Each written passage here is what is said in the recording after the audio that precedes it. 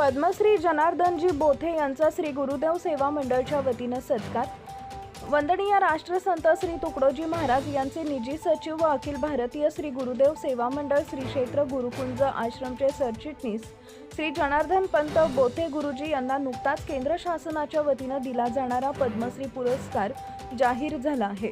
वयाच्या 9व्या वर्षापासून वडील श्री बापूराव पंत बोथे यांनी श्री जनार्दन बोथे यांना वंदनीय राष्ट्रसंत श्री तुकडोजी महाराज यांच्याकडे सुपूर्द केले।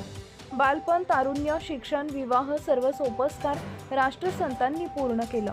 बघता बघता ते महाराजांचे अत्यंत विश्वासू सेवक झाले व देशभर महाराजांसोबत निजी सचिव म्हणून त्यांनी काम पाहिलं।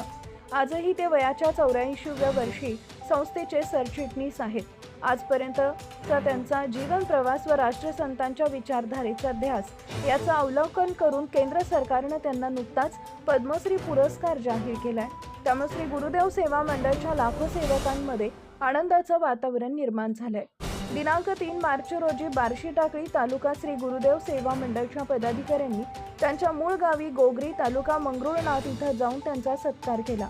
या प्रसंगी तालुका सेवाधिकारी देवीदास कावरे, प्रचार प्रमुख धनंजय ढोरे, सरचिटणीस रविसिंग डाबेराव, कृषी भूषण मधुकरराव सरक, ज्येष्ठ साहित्यिक तुळशीराम बोबडे, जीवन प्रचारक डॉक्टर अशोक रत्नपारखी, हरिदास रत्नपारखी यांची उपस्थिती होती।